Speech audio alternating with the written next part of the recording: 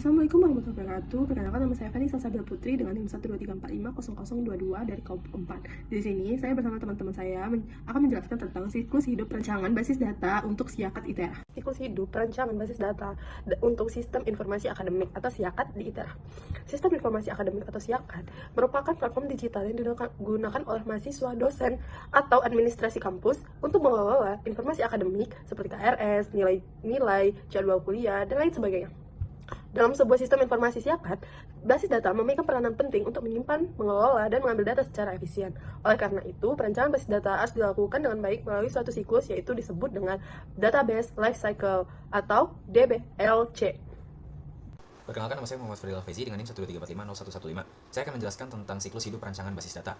Siklus hidup perancangan basis data terdiri dari 6 tahapan utama, yaitu perencanaan atau planning, yang dimana kita menentukan kebutuhan sistem dan tujuan database. Yang kedua, kita menganalisis kebutuhannya, yaitu mengidentifikasikan kebutuhan pengguna dan proses bisnisnya. Lalu perancangan desain, untuk membuat desain konseptual seperti ERD atau Entity Relationship Diagram, serta normalisasi data. Selanjutnya adalah implementasi, yaitu membuat database di sistem manajemen basis data atau DBMS. Kemudian testing dan evaluasi, menguji sistem database sebelum digunakan secara penuh. Dan yang terakhir adalah pemeliharaan atau maintenance, yang dimana kita memastikan database tetap berjalan dengan baik dan dapat dikembangkan di masa depan. Tahapan-tahapan ini memastikan bahwa sistem SIAKAT dapat berjalan optimal dan memenuhi kebutuhan pengguna. Berikut adalah flowchart yang menggambarkan alur perancangan basis data SIAKAT ITERA, yang dimana dimulai dari tahap perencanaan, yaitu menentukan kebutuhan sistem dan pengguna, yaitu mahasiswa, dosen, dan administrator.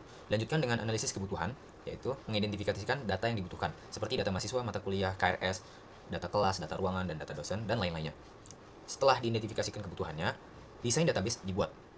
Dibuatnya melalui ERD atau Entity Relationship Diagram untuk memodelkan hubungan antar entitas. Lalu, ERD ini akan dikonversikan menjadi skema relasional dalam bentuk tabel database dan memastikan normalisasinya. Pada tahap implementasinya, database akan diimplementasikan di DBMS atau Database Management System, seperti MySQL atau PostgreSQL, atau mungkin pakai yang lainnya. Selanjutnya, database diuji dan dievaluasi untuk memastikan tidak ada kesalahan dalam desain. Dan yang terakhir, database dipelihara dan dikembangkan, menyesuaikan dengan perubahan akademik, serta untuk melakukan pembaruan sistem. Dengan alur ini, pengelolaan data dalam SIAKAT menjadi lebih terstruktur dan efisien. Perkenalkan, nama saya Akin Gajaboma dengan NIM 123450045. Selanjutnya, saya akan menjelaskan mengenai perbaikan atau pembaruan yang direkomendasikan. Nah, setelah kita memahami siklus hidup perancangan basis data untuk SIAKAT, ada beberapa hal yang bisa kita tingkatkan supaya sistemnya lebih efisien dan fleksibel. Ya, berikut beberapa perbaikannya. Pertama, ada optimasi struktur KRS dan nilai. Saat ini, ada kemungkinan duplikasi data atau hubungan yang kurang jelas antara KRS dan nilai. Jadi dengan optimasi struktur tabel, kita bisa memastikan setiap mahasiswa hanya memiliki satu KRS per semester, dan nilai yang diberikan dosen selalu terhubung dengan mata kuliah yang benar. Kemudian, penambahan tabel user. Saat ini, data mahasiswa, dosen, dan admin bisa dikelola secara terpisah. Nah, dengan menambahkan tabel user, kita bisa menyimpan informasi login mereka di satu tempat, lalu menentukan perannya, yaitu ada yang jadi mahasiswa, dosen, atau admin. Ini bikin sistem jadi lebih fleksibel dan mudah dikelola. Kemudian ada indeks pada mahasiswa dan mata kuliah. Jadi kalau database-nya sudah besar, pencarian data bisa jadi lambat. Supaya lebih cepat, kita bisa menambahkan indeks pada kolom yang sering dicari. Misalnya NIM, kemudian kode mata kuliah. Jadi dengan indeks ini, pencarian data bisa lebih cepat seperti fitur pencarian di Google. Kemudian ada trigger otomatis untuk update IPK. Jadi daripada menghitung ulang IPK mahasiswa secara manual, setiap kali ada nilai baru, kita bisa bikin trigger di database. Jadi begitu dosen memasukkan nilai, sistem langsung menghitung IPK mahasiswa secara otomatis. Jadi lebih praktis. Kemudian ada pemisahan tabel jadwal kelas. Saat ini, satu kelas mungkin cuma bisa punya satu jadwal dan satu ruangan. Tapi gimana kalau ada kuliah yang pakai lebih dari satu ruangan atau jadwal tambahan? Nah, dengan memisahkan tabel jadwal, kita bisa mendukung situasi ini dengan lebih fleksibel. Kemudian berikutnya ada optimalisasi penyimpanan presensi.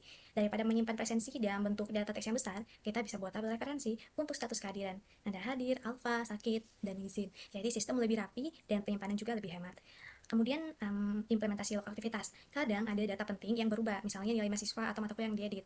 Nah, dengan log aktivitas kita bisa mencatat setiap perubahan yang terjadi, seperti siapa yang mengubah dan kapan perubahan itu dilakukan. Ini bisa jadi solusi kalau ada kesalahan atau kita ingin melacak histori perubahan data. Jadi dengan pembaruan ini, sistem SIAKAT bakal lebih cepat dan efisien dan kemudian mudah dikelola.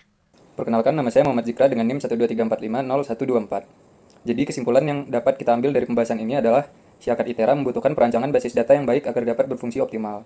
Kemudian, siklus hidup perancangan basis data membantu dalam membangun sistem yang terstruktur dan efisien. Lalu, dengan optimasi dan pembaruan database, SIAKAT dapat lebih cepat dan efektif dalam mengelola data akademik mahasiswa. Oleh karena itu, pengelolaan basis data harus dikembangkan untuk mendukung pertumbuhan sistem akademik yang lebih baik. Demikian presentasi dari kelompok kami. Terima kasih atas perhatiannya. Wassalamualaikum warahmatullahi wabarakatuh.